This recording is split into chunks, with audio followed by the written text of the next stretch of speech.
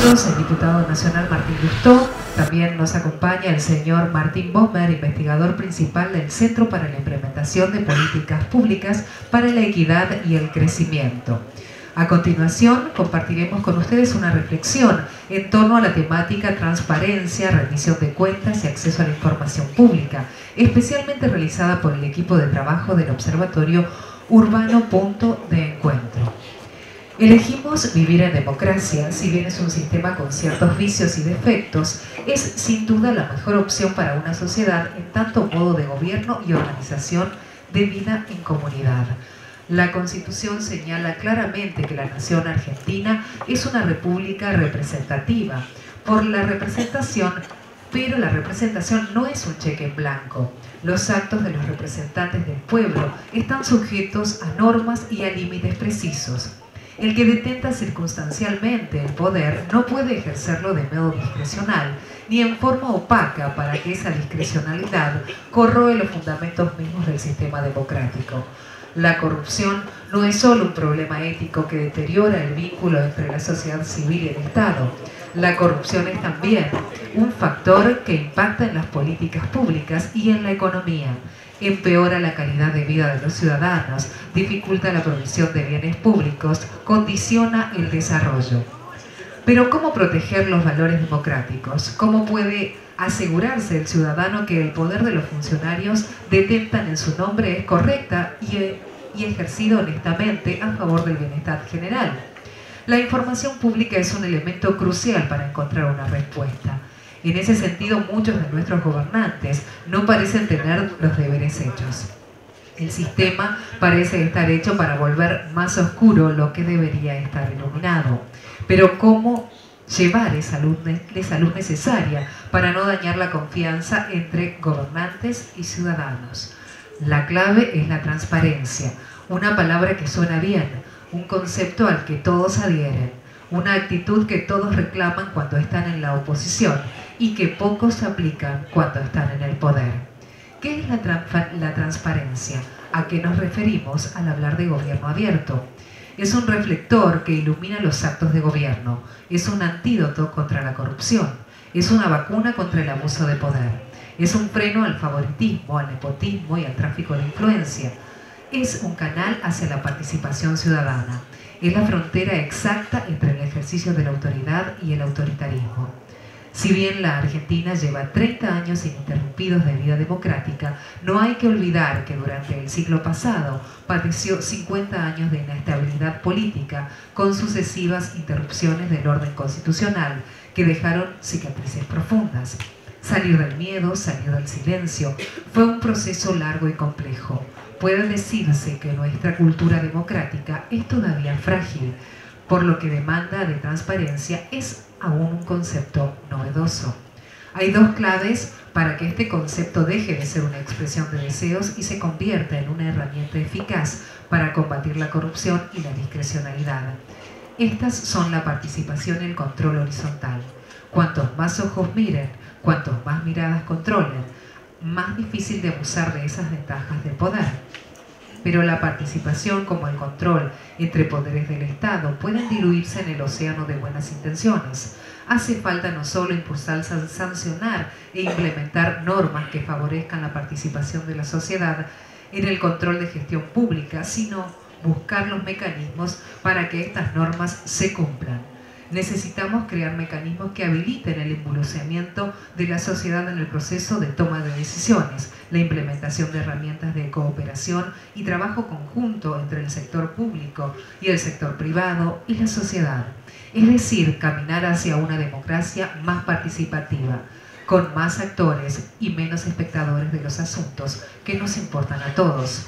Las democracias avanzadas tienen instrumentos que favorecen el involucramiento ciudadano, con un referéndum y las iniciativas populares. Muchas gracias.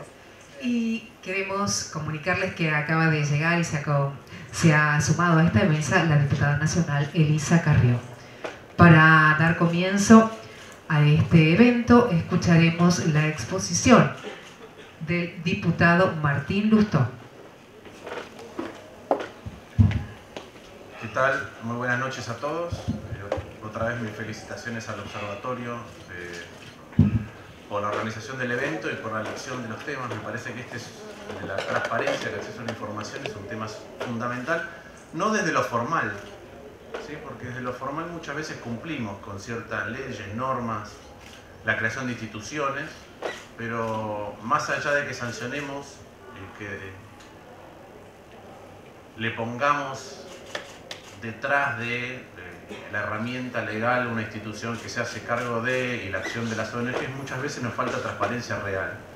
Entonces yo quiero mirarlo desde el punto de vista de las consecuencias que eso tiene, sobre todo cuando se va acumulando en el tiempo la falta de transparencia y la falta de control.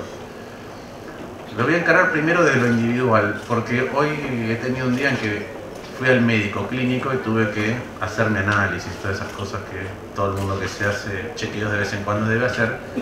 Y ahora cuando pensaba en la transparencia, se me ocurrió esa analogía, es decir, a medida que podemos transparentar cada vez más nuestro cuerpo, podemos diagnosticar mucho mejor lo que nos pasa. Entonces, un análisis de sangre es una cosa, un análisis de orina es otra cosa, pero después ya tenemos radiografía, tenemos resonancia, tenemos tomografías, tenemos inclusive métodos no invasivos para ver hoy, detectar en qué lugares del cerebro ocurre la actividad. Y a medida que perfeccionamos y volvemos más transparente, más vidriera nuestro cuerpo, mejor es el diagnóstico que tenemos, más rápido podemos intervenir y por ende mayor la calidad de vida y el tiempo de vida que podemos conseguir. Y también lo quiero enfocar desde otra perspectiva que tiene que ver con algo que padecemos todos los días y es la inseguridad. Una de las medidas más baratas para combatir la inseguridad, y en esto hay estudios internacionales, por ejemplo hay varios en el Reino Unido hechos sobre este tema, es la proliferación del alumbrado público, porque eso genera varias consecuencias. Una es que hace más visible a aquel que está por cometer un delito. La otra es que hace mucho más público el espacio público, con lo cual hay más gente, no solo uno puede ver más fácil a aquel que va a cometer un delito, que comete un delito, sino que hay más testigos potenciales para detectarlo. Y finalmente, a medida que se nota la intervención del Estado sobre el espacio público, alumbrando con intensidad, haciendo visible lo que antes no era visible, cambia la confianza de la ciudadanía con respecto a la utilización del espacio público y también con respecto a la utilización... Eso está... con respecto a la utilización del espacio público y con respecto también a la confianza del Estado en cuanto a su accionar, porque interviene en un lugar donde hay un problema e interviene de manera visible. Entonces, cuando uno mira esa otra metáfora de la transparencia, lo que percibe es algo muy parecido a lo que se ve en el ámbito de la corrupción, que es, si esa es una de las medidas más baratas para empezar a paliar el problema de la inseguridad, ¿sí? Por lo menos para contribuir a ello, la transparencia del acceso a información es en la misma medida o de la misma manera una forma muy barata de empezar a hacer visible la corrupción y por lo menos una manera de empezar a evidenciarla y combatirla. Lamentablemente en Argentina, en una Argentina en la cual desde muchas décadas para acá todo se degradó, yo tengo la sensación de que la corrupción también se ha degradado. Se ha degradado de corrupción cero a una corrupción que tiene que ver, por ejemplo, con que gane el mejor y todo el mundo paga un porcentaje, lo cual es ilegal y condenable desde el punto de vista ético, pero no muy distinto desde el punto de vista económico a evadir impuestos, por ejemplo. Con la diferencia de que eso lo está cometiendo el Estado, que tiene un compromiso y un deber mucho más alto, pero desde el punto de vista económico es pérdida de recursos. A un tercer nivel de degradación que es gana el que paga más, aunque no sea el mejor. A un cuarto nivel de degradación, que es en el que hemos caído desde un tiempo a esta parte, y creo que en el caso del actual gobierno es casi un ejemplo triste de esto, en el cual alguien recibe una coima para permitir aquello que no debería permitir o para hacer cosas que no debería hacer. Y a medida que esto se agrava, cuando la corrupción se transforma en el motor de las decisiones, es todavía mucho más costoso para la sociedad que cualquier otra instancia previa. Y esto es de una gravedad que ya no es ética, que ya no es legal, sino que empieza a tener una gravedad macroeconómica en términos de la pésima asignación de recursos que ellos generan, entonces la falta de respuesta a las demandas que hacen los ciudadanos. Lamentablemente, cuando eso ocurre, es como la última instancia, y casi debería haber entrado en reversa, de algo que también nos pasa hace mucho tiempo, que es que nosotros tenemos un Estado que es incapaz de acumular beneficios para sus ciudadanos de manera sostenible. No puede brindarnos mejora sobre mejora a través del tiempo. Y voy a dar algunas cifras para que notemos la gravedad de este diagnóstico que estoy haciendo. Nuestro Estado es un Estado que genera crisis, muchas veces innecesarias, que no sabe ni siquiera aprender de las crisis, es decir, no sabe qué es lo que le llevó a una crisis, y cuando vienen los momentos de abundancia, vuelve a cometer los mismos errores y a malgastar. Entonces, si yo miro nada más que el presupuesto nacional desde el 2003 a la fecha, ajustado por inflación, el gobierno nacional tiene 450.000 millones de pesos más por año. Voy a repetir la cifra, 450.000 millones de pesos más por año. Que si uno lo divide por la cantidad de familias de la Argentina, que son 10 millones de familias, da 45.000 pesos más por año por familia, ajustados por inflación. Es decir, solamente el gobierno nacional le debería dar a cada familia de la Argentina 45.000 pesos más por año ¿en qué? En seguridad, en salud, en educación, en infraestructura, que obviamente no estamos percibiendo. Piensen ustedes que si conocen a 1000 familias, ¿sí?, deberían estar recibiendo esas 1000 familias que ustedes conocen, o si van a un barrio que tiene 1000 hogares, 45 millones de pesos más por año. ¿En qué? En estos mismos rubros que acabo de mencionar, y obviamente no están. Esto no es un defecto solamente de este gobierno, creo que este gobierno lo ha agravado, pero si uno se toma el trabajo de mirar hacia atrás, la otra vez estábamos trabajando con economistas mirando qué es lo que nos pasó a Argentina desde el año 2000 con respecto a los presupuestos públicos, no desde el año 2002, desde el año 2000. Entonces miramos el tenor de los presupuestos ajustado por inflación y por habitante. Desde el año 2000 a la fecha, el presupuesto nacional se incrementó en 150% por habitante y ajustado por inflación. Quiere decir que el gobierno nacional tiene 2 veces y media más presupuesto que en el año 2000 por argentino. El presupuesto de la ciudad es 130% más alto que en el año 2000, ajustado por inflación y por habitante. Es 2,3 veces más alto por argentino en valores reales. Y sin embargo no notamos esa diferencia en la provisión de bienes y servicios públicos. Y en los últimos tiempos esa dinámica se ha acelerado, sobre todo cuando uno la combina con estos problemas que decía de la corrupción siendo el motor principal. Entonces uno mira desde el 2009 hasta la fecha y la planta de empleados públicos, de acuerdo a las cifras oficiales, de acuerdo a la APH del INDEC, subió 24%. Que nos deberían dar, si sube 24% a la planta de empleados públicos, para que sea lógico, para que sea sensato, por lo menos 25% más de bienes y servicios públicos. Si no, estamos usando recursos que no brindan a los ciudadanos lo que deberían brindar. Una cifra, cuando hablamos de problemas de asignación de recursos por pésimos incentivos personales, el otro día di la cifra y a mí todavía me cuesta creerla. Desde el año 2003 hasta la fecha, se nos suma todos los presupuestos del Ministerio de Planificación. El ministro de Vido lleva gastado 1.2 billones de pesos. Voy a repetir la cifra, es 1.2 billones de pesos. ¿Cuánto es 1.2 billones de pesos? Porque siempre nos cuesta ponerle 1.2 billones de pesos, es 1 seguido de un 2 seguido de 11 ceros. Es el equivalente a 145.000 millones de dólares. Entonces Argentina no es que no tiene infraestructura porque no hay acceso al financiamiento, porque en el Ministerio de Planificación Federal, Infraestructura y Servicios Públicos se gastaron 145.000 millones de dólares en el transcurso de estos 10 años, sin que tengamos rutas, viviendas, cloacas, trenes, puertos. Esto es, yo sé que después Lilita y Martín van a hablar desde otras perspectivas, pero desde el punto de vista económico, el impacto de la falta de transparencia, de no poder controlar lo que se está haciendo y no poder rendir cuentas después, es enorme. Y nosotros tenemos un Estado y una sociedad que no le gusta evaluarse ni autoevaluarse, y cuando no tenemos transparencia o acceso a la información, es imposible hacer tres cosas que son fundamentales para cualquier Estado. La primera es gestionar. Voy a dar un ejemplo personal. El primer mes que fui ministro, la recaudación de IVA fue menor a lo que esperábamos.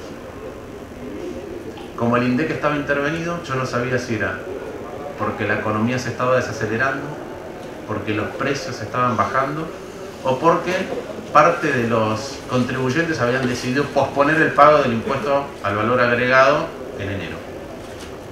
No se puede gestionar sin información. No se puede controlar sin información.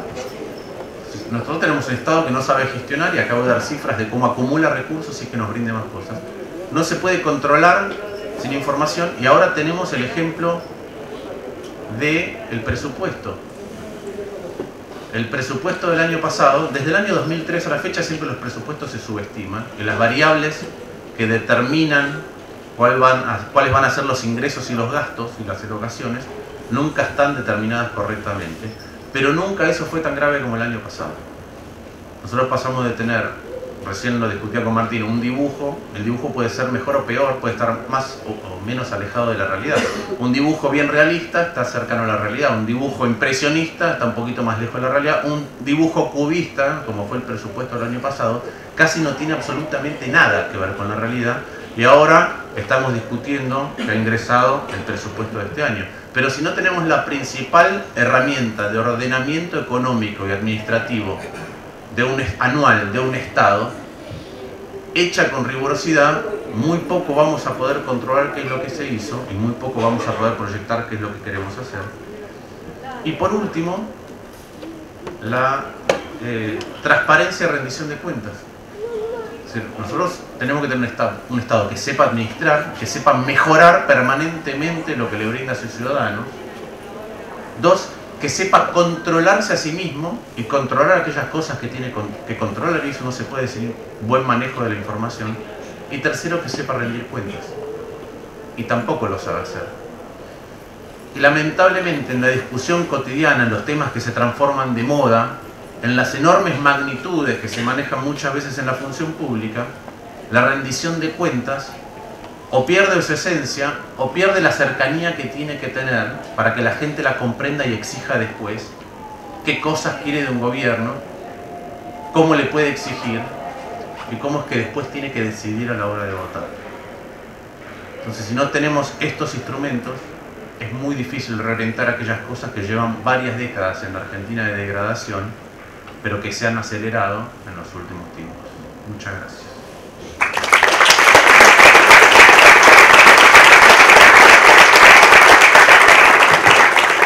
A continuación, escucharemos a la diputada nacional Elisa Carrió. Bueno, gracias. Solo decirles algunos puntos para poder después compartir con Martín algunas cosas. En primer lugar, la ley de acceso a la información pública no pudo nunca salir del Congreso de la Nación. Yo fui autora del primer proyecto de ley, creo que año 96 o 97, estoy hablando casi 20 años. Y esto fue independiente de los gobiernos, porque esto pasó durante el menemismo, también pasó durante la Alianza, que yo logré, enfrentándome con el entonces ministro, que igual salga de diputado, pero no pudo salir del Senado. Y cuando accedió Cristina Kirchner, le puso una modificación para que no pueda salir de diputados, es decir, con acceso a toda la información privada y acceso a empresas privadas, etcétera, lo que no era la información pública. De modo tal que la característica de los últimos 20 años ha sido no poder sacar una ley de acceso a la información pública por parte del Congreso de la Nación. Esto marca la opacidad ya no de un gobierno o de otro, sino marca la opacidad absoluta del régimen político argentino. Esto es así. Y la primera opacidad está en el Congreso de la Nación. La segunda cuestión es que en materia de rendición de cuentas el problema es más grave. Porque a partir de la reforma de Cavallo, la eliminación del Tribunal de Cuentas en la época de Menem, no hay control concurrente. Es decir, cualquier funcionario puede firmar cualquier monto sin que haya siquiera un examen formal de la legalidad y menos un control del precio de mercado, con lo cual, al no haber control anterior o concomitante, la corrupción, que son casos gravísimos, se controla después, 2, 3 o 4 años, y siempre que el respectivo ministerio paga la Auditoría General de la Nación. Salvo en los temas puntuales en que el Congreso le encarga. En consecuencia, no hay control. Y además ninguno de los miembros de la auditoría no pueden hacer la denuncia penal. Es más, tuvimos una gran discusión yo ya me olvidé porque son muchos años, pero una gran discusión donde fue Marcela Rodríguez, etcétera, porque la auditoría se negaba a que publiquen sus dictámenes. Y tuvieron que ir diputados nacionales de todos los bloques a sostener la posibilidad de que se sigan publicando dictámenes que eran de periodos 3 o 4 años anteriores. El Congreso no pudo aprobar nunca la rendición de cuentas del año 94 de las privatizaciones. Es una rendición de cuentas no aprobada, porque el dinero de las privatizaciones no se sabe dónde está. Ha desaparecido. En consecuencia no puede llegar nunca al tratamiento porque tenía dictámenes en disidencia. La cuarta cuestión es que en el Congreso prácticamente, salvo la situación del 2010, no hay miembros de oposiciones o de minorías opositoras distintas en la Comisión Revisora de Cuentas. En consecuencia hay una oposidad tremenda en la Comisión Revisora de Cuentas. Es más, la Comisión Revisora de Cuentas llegó a destituir al presidente de la Auditoría General de la Nación. Esta es la situación del régimen político. Entonces no hay control concomitante. Si no hay control concomitante, si no hay juicio de cuentas y si no hay responsabilidades penales, señores, no hay control. Lo que puede haber es una información sobre las irregularidades post de la Auditoría General de la Nación, salvo en determinadas materias donde hay un pacto de no revisión, por ejemplo en materia de juego. Yo vengo insistiendo que se audite el juego y no puedo conseguir que se audite el juego, porque ahí el entrecruzamiento político es transversal a toda la Argentina. La razón es porque se financian las campañas políticas, y esto pasa igualmente en obras públicas. Esto es así. Entonces, desde el punto de vista del régimen político, creo que este régimen político funciona bien. No estoy hablando del sistema constitucional, estoy hablando del régimen político. Este régimen político es eficaz al servicio de una matriz de saqueo de la nación. Para que uno entienda la diferencia entre lo que es un régimen constitucional, un régimen jurídico y un régimen político, un sistema, es que el régimen es el modo en que realmente operan las instituciones en la práctica. Esto diríamos, O'Donnell, cuando escribió Estado Burocrático, diría, esto es un régimen, ¿cómo funciona? Y la diferencia es cómo ordena funcionar el orden constitucional. Pero finalmente esas reglas constitucionales, esas leyes, operan en lo concreto de esta manera. Operan como un régimen eficaz y legal, pero disimulado, al servicio de una matriz de saqueo. En oportunidad de la privatización, creo que de AISA, que me corrija alguno de los míos si no es, pero 2006, de estatización de AISA, yo planteé la diferencia y describí las dos matrices de saqueo, la continuidad entre dos tipos de matriz de saqueo. En la Comisión de Lavado de Dinero expliqué lo que era la matriz de saqueo del menemismo. Y finalmente tocaba la matriz de saqueo kirchnerista, que no solo ya teníamos todos los informes, pero tenemos una auditoría paralela. Debe estar acá Paula Oliveto, que estuvo siempre al frente de esta auditoría que establecimos, sobre todo a partir del 2003. Entonces, ¿qué es lo que mostraban estas dos cuestiones? Que la matriz de saqueo de los 90 tenía por objetivo la privatización en manos de sectores extranjeros y capitales argentinos nacionales de todas las empresas públicas que eran pagadas con bonos que estaban en el piso contabilizados al 100%. Es decir, bonos que se podían encontrar en el mercado a 20 eran contabilizados para el pago de la deuda a 100. ¿Está? Esto fue el esquema de saqueo y en muchos casos esos bonos tampoco aparecen. O sea que en algunos casos hubo regalos, como fue algún caso en Jujuy. ¿Cómo se llama esa localidad cerca de Jujuy? Bueno, no me recuerdo. La matriz de saqueo del menemismo tenía el control. Instituciones de control que habían sido cooptadas por intereses particulares, pero había un control. La estatización, entre comillas, del kirchnerismo fue una privatización al interior del sistema político. Es decir, ¿qué quiero decir? Fue una privatización bajo aparente estatización a sectores vinculados a los grupos que gobernaban. En el caso de AISA, a determinados sectores ligados al gobierno que controlaban la caja. En el caso de NARSA, una inmobiliaria para las coimas en materia de energía.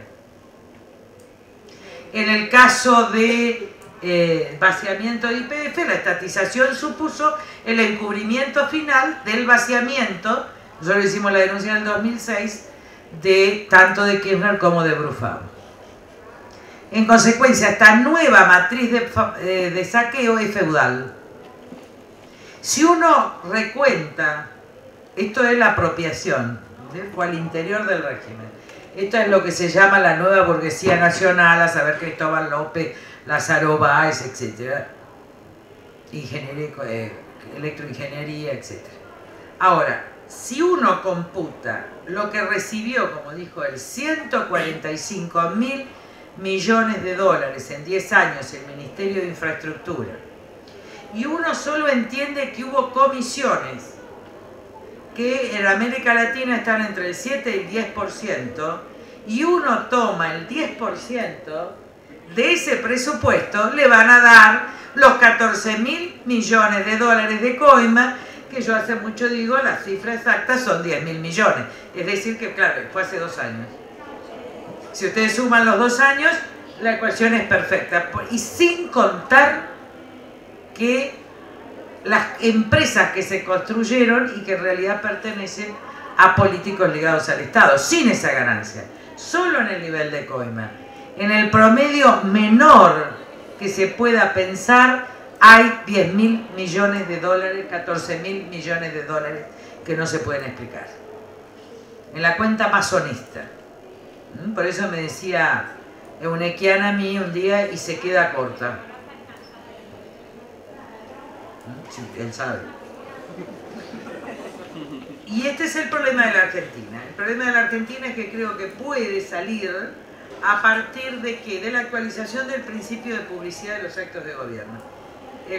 La república implica división de poderes, periodicidad de las funciones, ahora está en cuestión también, y publicidad de los actos de gobierno. Claro, en una sociedad de escritura, en una sociedad que pocos accedían, la publicidad se daba o a través de la prensa libre o a través del boletín oficial. En las tecnologías de la comunicación, cuando los estados se hacen complejos, de una complejidad enorme, lo que tiene que haber es un sistema abierto, tecnológicamente abierto, para que todo sea público. Es decir, hay que poner luz donde hay oscuridad. Ahora, la oscuridad es eficaz al sistema. La pregunta que hay que hacerse es ¿cuántos miembros de la clase política y del propio Estado están dispuestos a hacer transparente su función? Y ahí la cuestión no pasa por las normas. Ahí no pasa por las normas. Pasa por una revuelta moral no violenta, pero que poner esto. ¿Quién hizo esto? Lo hizo Suecia. La experiencia socialista en Suecia fue de ejemplo, fue de apertura, fue de transparencia en el país más corrupto quizás de Europa. Y fue eficaz, pero para eso hay que mostrar, todos tienen que estar dispuestos a una vocación por la renuncia a la opacidad para siempre. Y esto no es fácil, por eso la imprescriptibilidad de los delitos de corrupción, porque creo que es la única mecánica que puede obligar a todos los funcionarios y a los gobiernos a saber que siempre pueden ser perseguidos por los delitos cometidos durante su función. Yo nada más.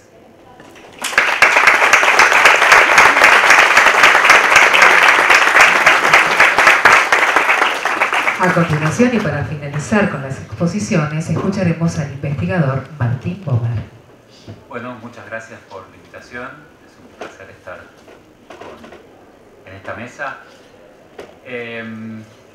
El armado de la matriz que comentaba la doctora Carrió fue un armado consciente. Nuestra Constitución del siglo XIX nació para crear lo que Alberdi llamaba una monarquía unitaria. Alberdi decía, nuestra Constitución tiene que ser una monarquía en el fondo y una república meramente en las formas. Citando a Bolívar, decía que necesitábamos reyes con el nombre del presidente, y nuestro sistema se armó para tener un solo premio, que fue la presidencia de la nación. La idea era armar nación desde la presidencia, concentrando poder en muy pocas personas, si era posible en una sola. Los argentinos acompañamos esa visión, diciendo que acá lo que hacía falta era un gaucho que viniera a mandar, decía Fierro. Y durante mucho tiempo esa fue la sensación, se creaba civilización desde un Estado concentrador de poder, autoritario, excluyente, fraudulento electoralmente, que, como todos los estados modernos, construía poder a los golpes. Como tuvimos una buena experiencia con eso, por lo menos durante las primeras 2 décadas de la construcción del Estado Nacional, los argentinos quedamos prendados de ese modelo. Seguimos pensando que el modelo de que alguien va a venir desde algún lado, a veces de un cuartel, a veces de Madrid, ahora parece que de Roma, va a venir a salvarnos desde algún lugar de inteligencia, santidad o populismo o lo que sea. Nosotros necesitamos ese padre salvador, madre salvadora, que venga cada tanto a ver si por fin nos dan lo que nosotros nos merecemos, que es básicamente seguir tirando al techo como lo hacíamos en 1910.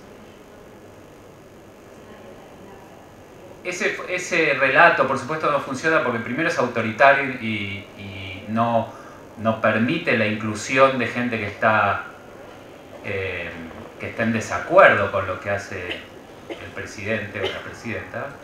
Y por supuesto, cuando se rompió la coalición gobernante a fines del siglo XIX, comienzos del XX, el sistema entró en crisis, de la cual no se recuperó más hasta la dictadura del 76. La teoría,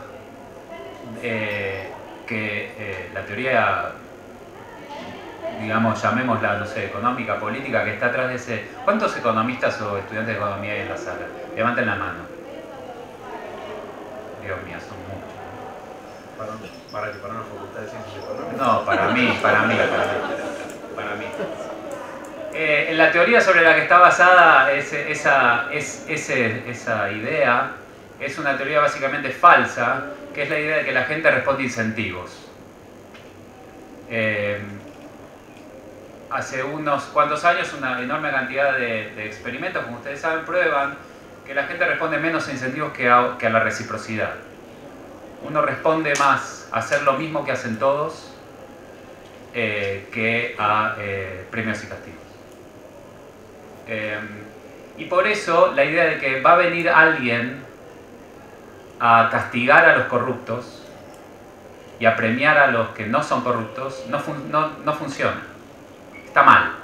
Está mal desde el punto de vista empírico y está mal desde el punto de vista moral. Está mal. Es una mala teoría. ¿Cuál es la alternativa o qué otra posibilidad hay? La idea que ustedes conocen es que lo que hay que generar para que la gente empiece a cumplir los acuerdos es confianza. Son juegos interactivos que ponen en contacto a gente que tiene la posibilidad de ir mostrando, mandando mensajes que la próxima vez va a ser lo mismo o va a ser lo que se había comprometido a hacer. ¿Por qué en la Argentina no funciona lo de las sanciones? Porque los que sancionan también son argentinos, ¿no? Entonces dicen, si tuviéramos un policía en cada semáforo o una cámara en cada semáforo, todos pararíamos en el semáforo. Falso. Es falso. Los que nos controlan también son argentinos. Y aparentemente no funcionamos así. Funcionamos por la vergüenza de ser el único que no hace lo mismo que está haciendo todos, o por el orgullo de ser parte de un colectivo que está haciendo algo que nosotros creemos correcto. La construcción de bienes públicos funciona más por reciprocidad que por premios y castigos. De hecho, a veces los premios y castigos mandan la señal incorrecta, que es si alguien sanciona más una conducta, todo lo que recibimos es que todo el mundo está haciendo eso que está mal hacer. Entonces, ¿por qué no lo vamos a hacer si todo el mundo lo está haciendo? Si no tuvieran que poner más sanciones es que nadie lo hace. Entonces, si ya que todo el mundo lo hace, yo no voy a ser el único idiota que no lo haga. Entonces, en lugares donde aumentan las sanciones, aumenta el problema. Entonces, la idea de que vamos a meterlos a todos presos no funciona. Dicho por un abogado, no funciona. Ya sabemos que no funciona. ¿Qué alternativas hay? Bueno, ¿cómo se construye confianza? Bueno, ustedes seguramente lo saben mejor que yo. ¿Cómo se hace para reducir el efecto freerider, digamos, el efecto del colado en acciones colectivas? Es muy difícil porque para que alguien comience, para que alguien haga el primer gesto de no hacer algo que todo el mundo hace, eso es muy costoso. Pero en la Argentina, increíblemente, tenemos muchos de esos gestos. Muchos de esos gestos. Son poquitos, chiquitos tal vez. Pero todo el tiempo estamos desperdiciando. El poder desperdicia todo el tiempo oportunidades para construir confianza. Déjenme dar una relativamente complicada y después voy a ir a algunas más fáciles. El corte de calles. El otro día un grupo de asesores de diputados me convocaron para discutir conmigo la regulación de la protesta. Me hubieran llamado para regular la salida del sol. Hubiera estado mucho más interesante. La regulación de la protesta. Y yo les dije, pongan una norma que dice no se debe protestar bajo pena de multa. Y la gente no va a protestar, o el punto de la protesta es levantarse contra las normas. Ese es el punto de la protesta, ¿no? Salvo la mafia, no sé qué. Entonces, habían hecho algunas encuestas y yo pregunté, ¿por qué protesta la gente? ¿Saben por qué protesta la gente? Porque se le corta la luz y nadie levanta el teléfono del otro lado cuando se queja. Una persona tiene la carne que compró en el supermercado ese día, o pudo poner un par de cosas en el changuito y lo tiene en la heladera. Se le corta la luz, se va a pudrir la comida de la semana de la familia. Y uno levanta el teléfono y no le atienden el teléfono del otro lado. ¿Qué hace uno? Protesta.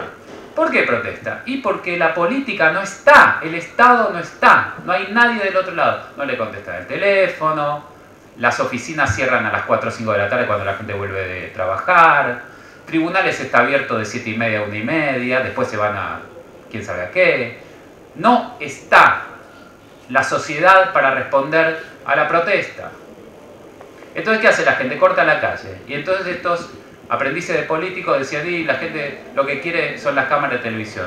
Y yo pregunté, ¿por qué quieren las cámaras de televisión? Y cuando hay una cámara de televisión, aparece el funcionario público.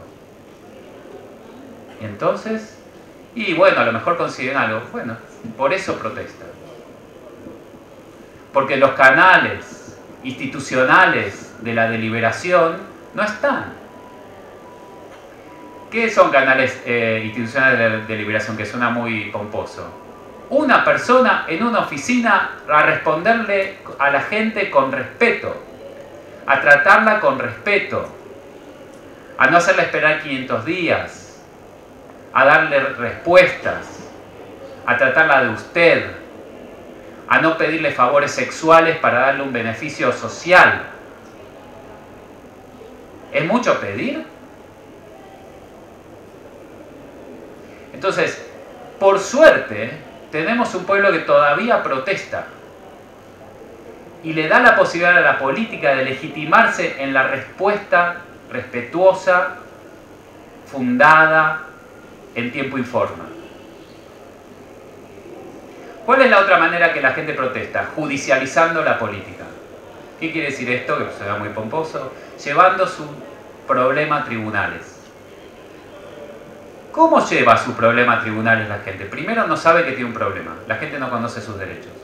Cuando conoce sus derechos no sabe cómo hacer para defenderlos. Cuando sabe cómo hacer para defenderlos no tiene plata para llegar a los lugares donde están los abogados. Cuando tiene plata para llegar a los lugares donde están los abogados les cobran.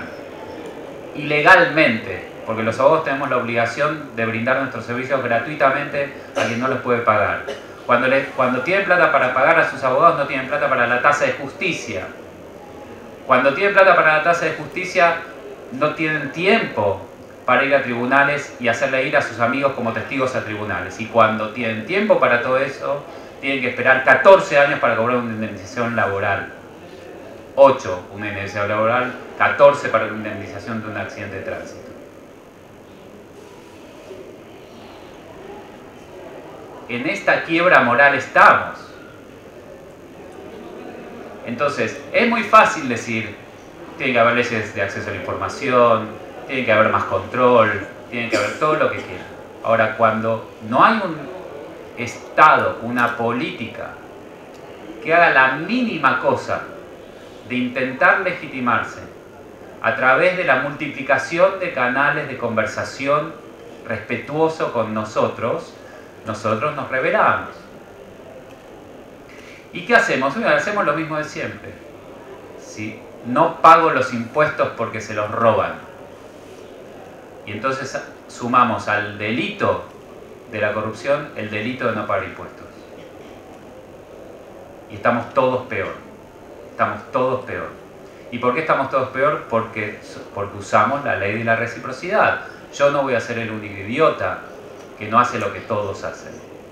Y encima cuando mandamos la señal de vamos a mandar a todo el mundo preso, lo que estamos diciendo es todo el mundo hace eso, vos sos el único idiota que no lo hace. Entonces la respuesta, una de las respuestas posibles a esto, no son más sanciones. La respuesta es construcción de estatalidad decente, democracia constitucional, tomar la oportunidad que nos da la rebelión permanente del pueblo argentino, esto que la gente no tolera, que sus chicos vayan a la escuela sin estufas, para decir una cosa mínima, y tomar eso como, cada una de esas como una oportunidad para construir legitimidad. A los políticos dicen que les gusta militar, les gusta la territorialidad, se llama ahora. Vayan y territorialicen el servicio público. Estén donde está la gente. Abran las oficinas a la hora que la gente los necesita. Laburen. A muchos de ellos les pagamos mucha plata para que hagan eso. Hablando de mi gremio, a los jueces les pagamos mucha plata para que hagan eso. Y en lugar de eso están dando clase en la facultad. En el mejor de los casos. En varias facultades. Con dedicaciones semi-exclusivas. Entonces, la respuesta de la rebelión contra la corrupción es ahora hacia los políticos, no hacia nosotros, hacia los políticos. Dennos servicios públicos decentes, háblennos, porque si no, todos vamos a estar peor. A la corrupción de ustedes nosotros vamos a responder con la corrupción nuestra. Y esto no termina nunca más. Muchas gracias.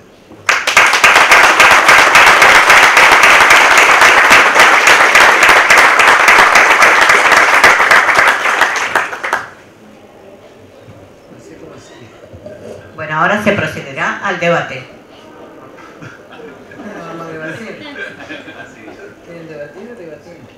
Yo tengo no vamos a debatir si el debate es lindísimo. Lo que la Argentina tiene miedo es el debate. Yo discrepo con Martín en lo siguiente, ¿no? Con el primero, con el segundo. Con Martín Bohmer. Porque es cierto que también en la idea de Belgrano y en la idea de un poco en la idea de Alberdi estaba esta cuestión de la monarquía, y no podía ser de otra manera porque la colonia era monárquica, no tenían determinados ejemplos ni determinados modelos, y la cuestión del orden era una cuestión central en ese momento. ¿Por qué era una cuestión central? Porque había mucha violencia. Si un rasgo caracteriza la historia argentina, la historia del Río de la Plata, es la violencia. Pero la cuestión del orden era importante. Y esto se vio en distintas cosas, pero la Constitución del 53 no fue hecha por el unitarismo de Buenos Aires, en todo caso fue corregido por el unitarismo de Buenos Aires en 1860. Yo creo que hubo ahí un renunciamiento interesante de Urquiza, que hay que reflexionarlo mucho más profundamente, que finalmente logra el Acuerdo de San Nicolás de los Arroyos, que formula y que además pierde Pavón, pierde para que gane la nación, es decir, para incorporar a Buenos Aires. Creo que en él y en el gobierno de Derqui no hubo esta visión que se dice como matriz. Lo que sí es una matriz de la Argentina es la violencia, y creo que la Constitución del 53 ha tenido en su formulación muchísimas limitaciones al poder y muchísimas garantías a la libertad de expresión. Tampoco creo que la continuidad de toda la sociedad argentina fue esta matriz. Yo no creo que Avellaneda, que tuvo que resolver la cuestión capital, no sea igual a Roca. No creo que Sarmiento sea igual a Roca. Creo que Sarmiento no soñó, y soñó la Argentina moderna y se pudo construir. Creo que hay claros y oscuros, que no todo es lineal, que el pensamiento republicano fue muy fuerte. El primer partido republicano de la Argentina lo forman Aristóbulo del Valle y Alem, y van a ser ya sacudidos por el régimen. Me parece que una visión de la historia. Y lo segundo, digo, el gran debate de cartas guillotinas, algo así, quillotanas, ahí me salió porque yo estoy vieja, entre Alberdi y Sarmiento, es realmente la cuestión donde finalmente gana Sarmiento, que era lo que sí quería Alberdi correctamente, es decir, correctamente digo la interpretación, yo no comparto su tesis, era una Argentina de una república de interés, como lo dice en el orden republicano Natalio Botana, una república donde todo el mundo no fuera parte de la nación argentina, sino que fuera francés, italiano, etcétera, pero que viniera acá por negocios. Esa sí era una concepción utilitarista muy clara en Alberdi, pero Sarmiento no. Sarmiento, el gran problema de los países descolonizados es que cuando ustedes estudian la noción acá, a lo mejor le dan derecho, dicen el Estado es la nación jurídicamente organizada. Eso es así en Europa, pero no es así en los descolonizados. De modo tal que cuando se dice nación jurídicamente organizada, estás hablando de Francia.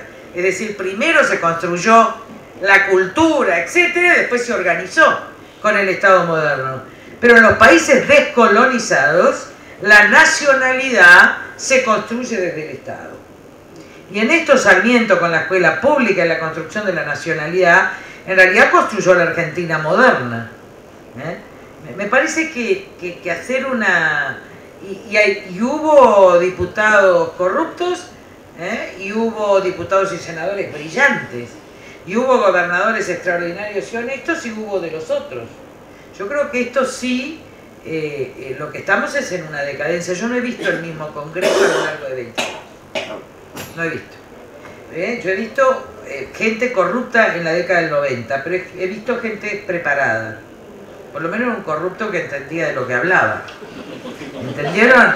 Es decir, una especie de chorros inteligentes. Entonces, de alguna manera es mucho más interesante, porque esto de tener gente que además no sabe leer y escribir es terrible. Son motochorros en el sentido, y estudian en Puerto Madero, eso sí, no tienen audio. Entonces, el problema ha sido la decadencia cultural de la Argentina en los últimos 20 años. La matriz de corrupción viene de lejos, pero cada vez es peor la matriz de corrupción, ¿está? Y la matriz de saqueo, porque cada vez es más brutal el saqueo. Ya no tiene límites, ni el saqueo institucional ni otra naturaleza. Yo no sé, porque también en la sociedad, yo estuve en todos los piquetes en su origen, y me llamaron en Cutralcó, para que muchos chicos a lo mejor no conocen, me llamaron en el año 97. Yo decía, ¿qué tengo que ir a hacer a Neuquén? Yo soy del Chaco, la gorda periférica provincial y marginal. Entonces, pero ellos querían que yo transmita esto, que diga que ellos no eran subversivos, y la visibilidad por el vaciamiento de IPF. Esto era General Mosconi, que llegamos con la Tata, etc. Ahora también hubo otros piquetes, muchachos, donde cobraban peaje. Esto es Gualeguaychú. Yo me encontraba con empresarios en Uruguay y decían, nosotros no tenemos problemas porque pagamos el peaje. Entonces, también fue degradada la protesta social en muchos casos y esto no se puede obviar. El caso de Gualeguaychú es un caso paradigmático de gente que empezó luchando bien, pero donde a vos te decían a 1 hora se circula con peaje perfectamente. Entonces la corrupción también llegó a la protesta social. Y yo no estoy a favor de la regulación. Ahora, también llegó a las ONG. Es decir, el sistema. Y la última cuestión que me gustaría decirle es, yo no creo en el personalismo, aunque me dicen que yo soy personalista, y soy persona, gente no soy. Como decía Mafalda, en la Argentina hay mucha gente de pocas personas. Yo quiero ser persona, así que si eso es personalismo, es buena hora. No tengo ganas de ser gente y menos de seguir la encuesta. Entonces así. Y me puedo agarrar la cartera y mandarme a mudar donde quiera porque soy persona, no gente. La gente se queda. Igual, si salgo con el cigarrillo porque me voy a fumar. Ahora, si agarro la carterita, vamos pino o vamos sin pino. Muy bien. Creo que la gran cuestión de cómo cambian las culturas, esta es la gran cuestión, cambian con el ejemplo. Y en esto no es el ejemplo de uno, pero es el ejemplo de un grupo. Son minoritarios y cambian. Esto es Olof Palme. El ejemplo tiene que empezar desde arriba. Y el ejemplo es lo único que rompe las culturas. Esto es ser testigo. Testigo de un comportamiento cultural distinto. Testigo es ser apóstol, de alguna manera viene de la palabra apóstol, porque vos tenés que ser testigo de otra cosa.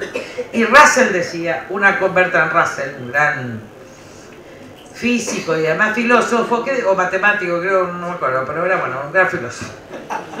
Yo no sé si era físico o matemático, ustedes saben más que yo, pero sí habló de la educación. Dijo, miren, la ética no se enseña, sino con el ejemplo. Yo creo en los ejemplos. Porque los ejemplos, y vienen de una minoría cultural, no en el sentido elitista del término, viene de que me importe mi conducta y la conducta de los demás y que muestre con el ejemplo lo que puede ser la otra conducta. Y yo creo en eso. Y no creo que esos ejemplos pueden estar en la vida pública, en la vida privada, en la vida social. Creo que las personas pueden cambiar la humanidad y que la gente, el que me importa, los líderes que siguen las encuestas, los corruptos, los banales y los superficiales, terminan en el enfrentamiento entre la industria armamentista o el negocio entre la industria armamentista y el LI, que es el comienzo de la Tercera Guerra Mundial, ¿no? Porque siempre, cuando no hay ejemplos y cuando no hay conductas, ante la decadencia de Occidente, lo que quedó es el negocio entre fanáticos pobres e industria armamentista. Bush y Bin Laden no son lo mismo. Bush formó a los Bin Laden. ¿Está? Y esto es lo que vamos a vivir. Producto de la falta de ejemplos. Y Europa traía a todos ellos como ejemplos de progresismo. Miren lo que hizo el progresismo en Europa. Esto es maravilloso, hay que protegerlo, somos todos antiimperialistas, somos todos anti-israelíes y ahora tienen ahí, en Europa, el tiro al corazón de Europa. Yo quiero saber qué van a hacer ahora los intelectuales de las universidades europeas. ¿Cómo le van a explicar a sus sociedades de qué manera lograron, a través de ser sofistas del poder, la destrucción de Europa. Van a tener que dar cuenta en muchos lugares. Van a tener que dar cuenta en muchos lugares. Entonces me parece que empezar a dar ejemplos es muy importante. Y en esto hay personas, que son, a lo mejor son personalismo, pero son ejemplos. La maestra que a vos te matrizó la vida es una maestra, son dos, son tres.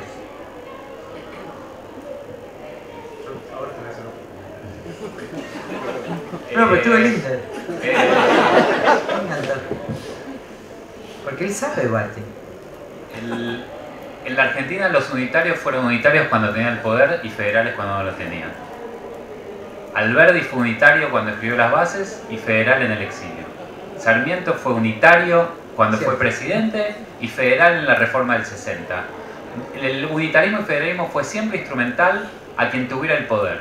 Cuando tienen el poder son unitarios, cuando no tienen el poder son federales. Fue siempre así. La construcción del Estado Nacional, como siempre se construyó el Estado Nacional hasta después del Holocausto, obviamente fue con sangre, por supuesto. Y uno se saca el sombrero con figuras como Sarmiento, con Alberdi, Avellaneda, Roca, Mitre, que construyeron en 20 años toda la institucionalidad argentina y pusieron a la Argentina en los primeros puestos de la economía mundial. Nos sacamos eso, la educación, la llegada de los inmigrantes, aunque ellos no querían a nuestros abuelos, ellos querían europeos del norte. Vino la runfla de nuestros abuelos y así no fue, pero la verdad es que Alberdi decía europeos del norte. ¿Y cómo concentraba poder las presidencias históricas? Con fraude electoral, con violencia, con intervenciones federales. Mataron a Chacho Peñalosa, metieron preso a Felipe de Varela, varias veces a Alem, hasta que, como bien dijo la doctora Carrió, un partido de la clase media, de los inmigrantes, produjo un problema, un germen en ese sistema, que era oposición. Nuestro sistema político no fue creado para tener oposición, fue creado para construir Estado Nacional concentrado desde la presidencia de la Nación. Por eso inventaron el Código Civil, que terminó con la capacidad legislante de las provincias, terminó con la capacidad del Congreso. ¿Y cómo lo hizo Sarmiento? Mitre se lo pidió a Vélez, Vélez lo escribió con su hija, la hija era la operadora política de Sarmiento y su amante, y entonces después Sarmiento lo mandó al Congreso con orden de dictarlo a libro cerrado. Y eso fue el final de la construcción de institucionalidad de la Argentina. No se habló nunca más ni de propiedad, ni de familia, ni de matrimonio, ni de obligaciones, ni de contratos, ni de sucesiones, nunca más.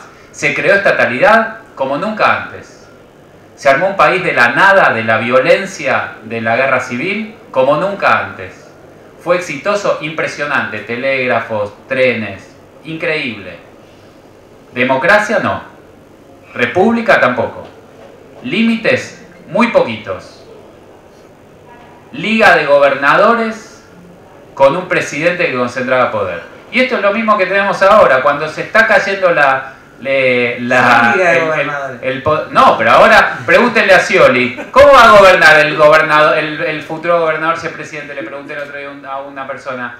Y con una coalición. ¿Una coalición de qué? De gobernadores. ¿Por qué? Porque está metido en el ADN de los argentinos. Además no lo dicen así, dicen vamos, ¿cómo es?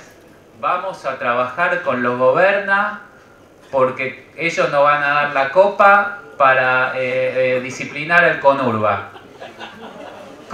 ¿Qué es eso? El ADN de la política argentina es muy fácil, es como dijo la doctora Carrió, monarquía. Es muy fácil, es la guerra de los tronos.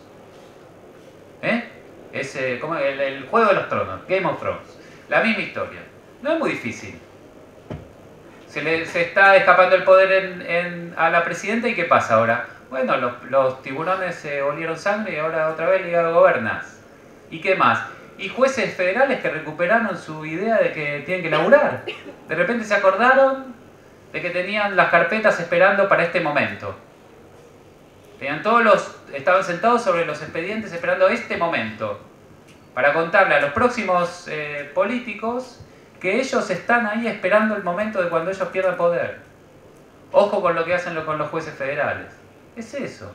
Es un intercambio de amenazas, de extorsión, entre la aristocracia del poder, entre la corte, los cortesanos y el rey o la reina. Y cuando está perdiendo poder la reina por el tema de la sucesión, todos quieren ser rey y reina, que no es muy difícil. Fue siempre así. Salvo cuando un grupo de mujeres, a finales de los 70, por primera vez, en vez de devolver violencia con violencia, cuando se le llevaron a sus hijos, pidieron justicia y verdad. Y sobre esos valores está construida la nueva democracia argentina. La gente va a la calle a pedir de todo el mundo, cree ahora que tiene derechos. Es más, los políticos nos dieron la constitución que más derechos tiene el planeta, tiene todos los tratados internacionales de derechos humanos metidos adentro. ¿Y eso está mal? Yo lo está redacté. muy bien, es la fundamento moral. Yo soy la redactora de ese artículo. Ese artículo es el fundamento moral de la nueva democracia constitucional argentina. Ese es el virus que la transición democrática argentina metió en la tradición autoritaria de nuestro país. El virus son los derechos, la constitución, la rebeldía constitucional que pide la doctora Carrió. Eso es lo que nos puede salvar a los argentinos, ¿no? En todos lados no pasa lo mismo. Entonces yo lo que digo es, ya que tenemos gente que pide derechos, con derecho, porque están los derechos en la Constitución, lo que tenemos que hacer es tomar esa energía impresionante de la rebeldía constitucional argentina y convertirla en procesos institucionalizados. No es muy difícil. Lo único que tienen que hacer los políticos es ir a laburar, a resolverle los problemas a la gente. A la gente se le corta la luz, atiéndanle el teléfono. Es mucho pedir. Una persona tiene que ser indemnizada porque lo echaron del trabajo. ¿Ustedes saben lo que es una indemnización laboral? Una cuenta aritmética. ¿A ustedes les parece que puede esperar una persona 8 años para la cuenta aritmética? Explíquenme cómo hacen los jueces penales para dormir a la noche cuando tienen a su disposición el 70% de los presos de la provincia de Buenos Aires en prisión preventiva, esperando una sentencia. O sea, son técnicamente inocentes el 70% de los presos de la provincia de Buenos Aires.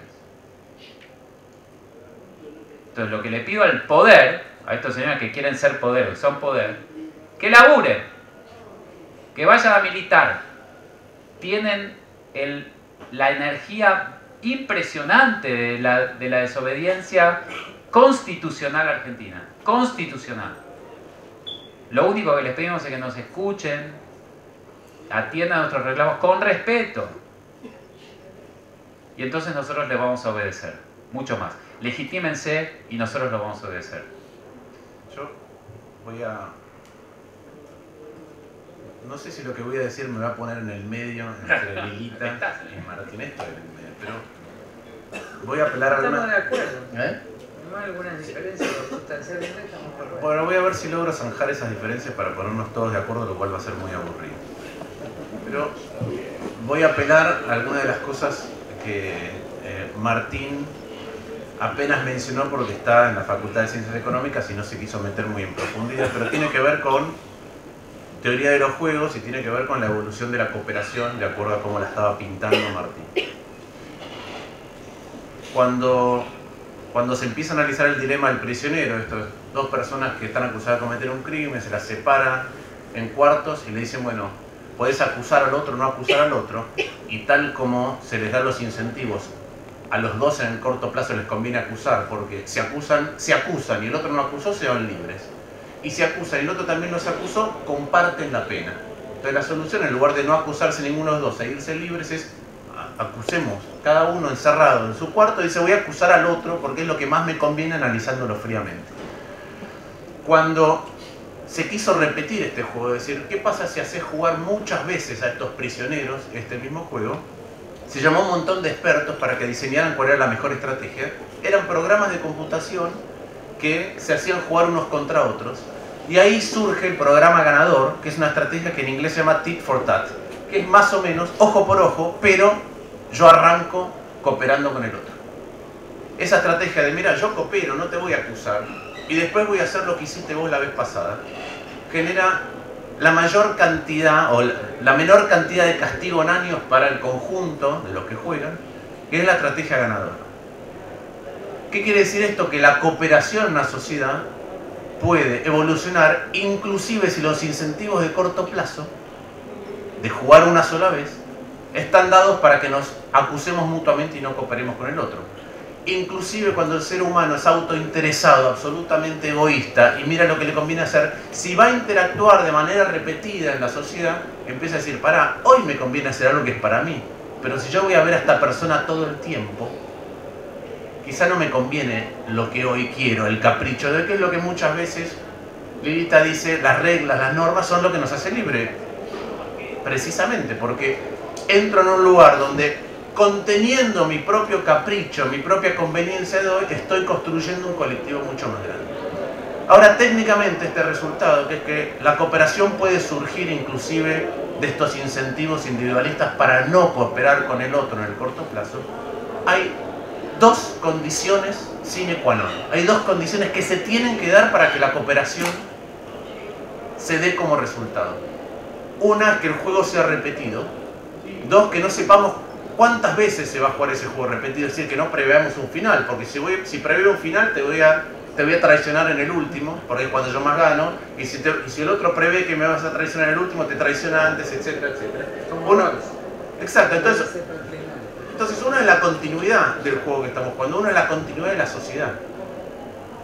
La otra condición, muy importante, es que la tasa de, lo voy a decir técnicamente primero y después lo voy a explicar fácil, es que la tasa de descuento del futuro no sea muy alta. Porque Martín bien dijo, y esta es la estrategia del tit for tat, primero coopero, es decir, primero pago un costo, me expongo de cara a la sociedad, y el otro me puede traicionar. Eso me pasó a mí. Entonces, estoy tratando de entender el que encima en un juego repetido. Claro, muchas gracias. No, pero Sí, lo primero que uno hace es elegir pagar el costo. Pero uno puede comparar, si voy a jugar un juego repetido, puede pensar que el costo y el beneficio mañana son iguales. Pero si el futuro vale muy poco, porque en el medio pueden pasarnos cosas que hacen que inclusive cuando yo di la buena señal, mañana hay un maremoto, entonces nadie se acuerda si yo di la buena señal.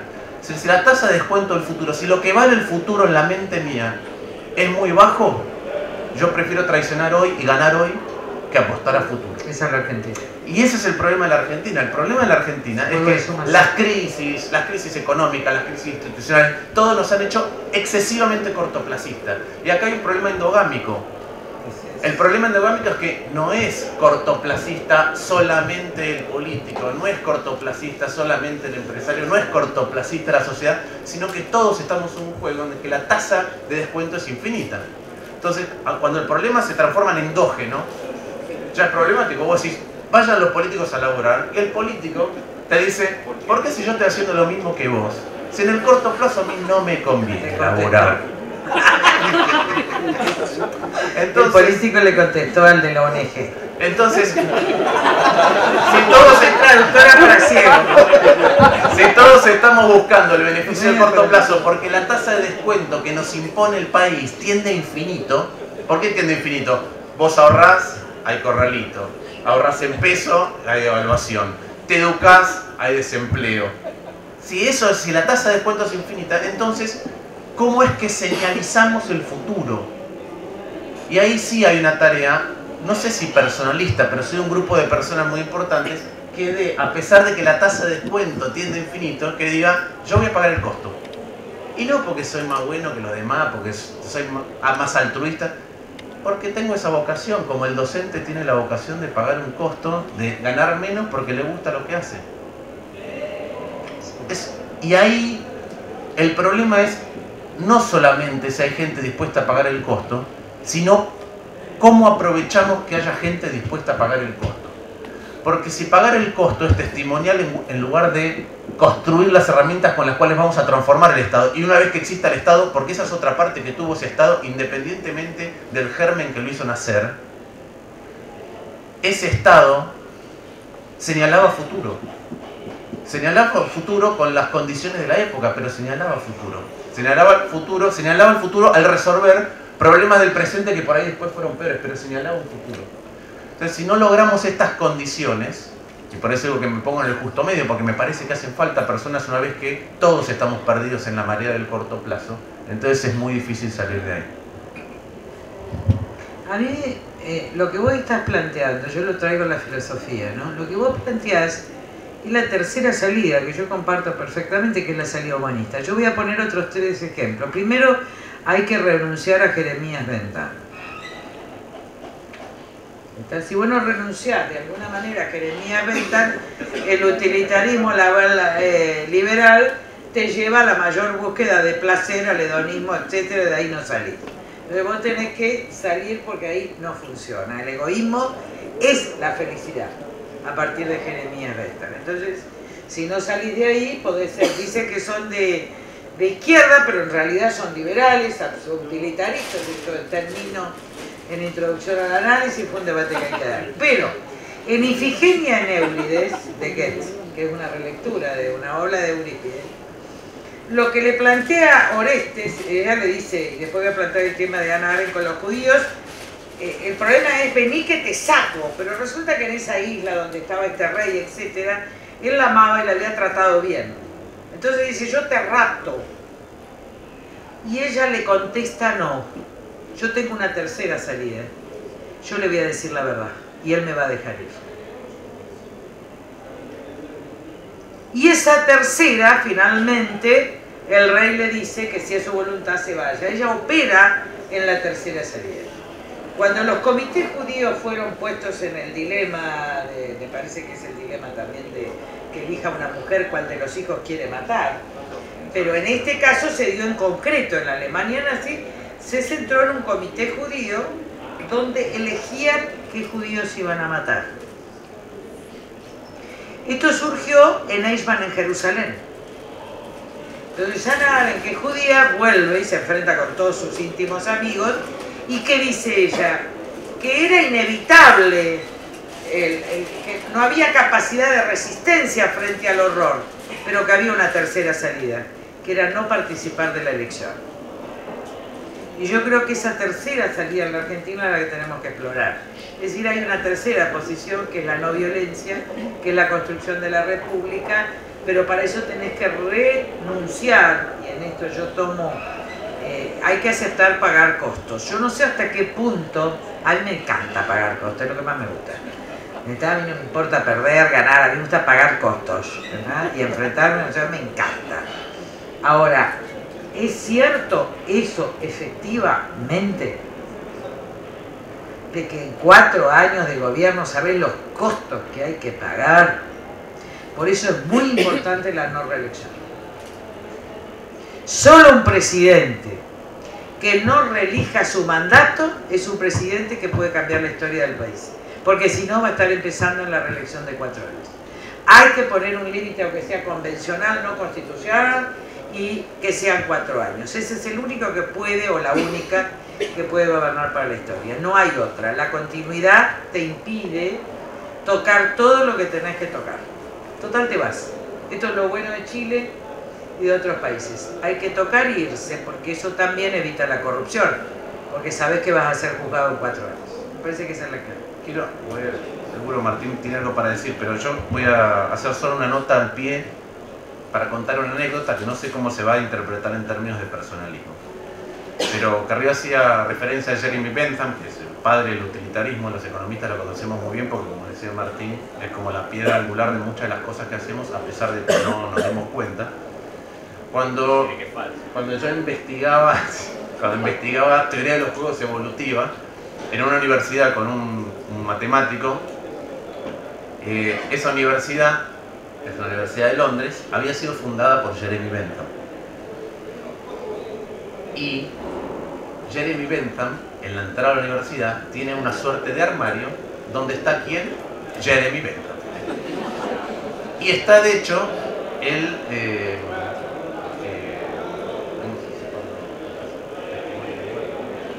testamento, está el testamento de Bentham. Y el testamento de Bentham dice: cuando muera, quiero que me embalsamen.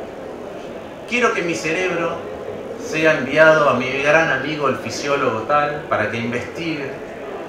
Y quiero que a mi cuerpo lo pongan en mi pose habitual de reflexión, con todos los elementos que habitualmente utilizo, como mi anillo, mi sello, en la postura en la cual yo habitualmente me siento. Y que esté disponible para que me abran todas las mañanas a las 7 de la mañana y los cierren a las 7 de la noche, para que todos mis seguidores puedan venir a visitar y adorar al creador del más grande sistema moral existente. Hablando de personas. O sea que tengo razón. Hay que renunciar a Jeremías Bentham. Y lo impresionante ahí es De Gaulle. De Gaulle, cuando se va después de ser el gran héroe, y se va y renuncia, muere como ciudadano, no quiere funerales de Estado y es enterrado como ciudadano. Es enterrado con una cruz. Yo creo que a lo mejor, además tal vez del acuerdo de no reelección, la Constitución del 94 da muchas posibilidades de conversación de distribución del poder, digamos, de oportunidad para la ejemplaridad pública, de oportunidades para que una presidenta o un presidente tenga una relación razonable con su jefe de gabinete, que el jefe de gabinete tenga una relación razonable con el ministro, que el ejecutivo tenga una relación razonable con la AGN, que tenga una relación razonable con la Corte. Hay muchas, me parece, posibilidades. ¿Qué sé yo? El famoso elección de medio término del presidencialismo. Bueno, a lo mejor si le va mal, el jefe de gabinete puede tener un más protagonismo y el presidente eclipsarse un poco, o si le va bien, no. O hay muchos acuerdos a ese nivel que se puede. Sí, escuchame. El problema de los niños, que son divinos, porque además el problema de los niños es que suponen conversaciones que no cuentan con un presupuesto, que es el que te plantea, espera que ahora Habermas, que es el fundamento moral del diálogo. Lo que Habermas te dice es, para que haya una conversación, para que haya un diálogo, es necesario un fundamento moral, que vos no le mientas al otro, que vos lo escuches, etc. Y que además sea leer y escribir. Porque vos tenés que tener lenguaje, pero si no, ¿cómo conversar? El problema acá en la política, en general, en las instituciones, también en los jueces, que como vos decís son oportunistas, están esperando para esto, es primero que ya no todos saben leer y escribir. Hay un problema de impericia y de incompetencia que es corrupción. Yo te digo que no hay capacidad de entendimiento. Y lo que estoy diciendo no es una crítica, es verdad. Nunca vi la mediocridad actual, así fue. Pero así fue, y yo entré en el menemismo, para que ustedes vean que no entré en un periodo sublime de la historia argentina. Estaba el Gringo Soria de presidente de la Comisión de Asuntos Constitucionales, pero fue así. Los que entramos ahora te agradecemos el elogio. No, pero no sé, pero digo, en esa bandada mayoritaria es una cosa media terrible. Y el otro, ¿qué estaba hablando yo con lo que somos ingenuos porque no... Claro, la ingenuidad es que el problema de la política, que es la teoría de la razón cínica del alemán, es la hipocresía. No hay acuerdo real en la Argentina si el fundamento que está detrás es la hipocresía. Si no somos capaces de decirnos la verdad, y eso supone un conflicto, porque decirse la verdad es conflictivo, y establecemos un fundamento moral del diálogo, no hay salida. Porque la hipocresía esconde el verdadero motivo, es decir, el motivo egoísta. Les voy a escuchar los discursos de los candidatos a presidente, que yo vuelvo a escuchar a Massa. ¡Ay, el tipo es tan bueno! Es un hijo de su madre, es peor. Entonces la hipocresía y la falta de vergüenza transitan la política, transitan la estatalidad. Yo a veces lo veo a David, digo, pobre, tiene diabetes, está enfermo. Viste que hasta parece bueno David ahora. Es decir, la hipocresía también de las ONG. ¿Yo qué soy? Yo soy un pobre profesor si de derecho. La hipocresía, creo que tenemos que, no estoy atacando, estoy diciendo todos, hay que poner sobre la mesa y hay que empezar. Pero con la hipocresía imperante de que la sociedad civil es distinta a la política, estamos en problemas. que es lo que subyace. Yo creo que muchos trabajamos de distintos lugares intelectuales.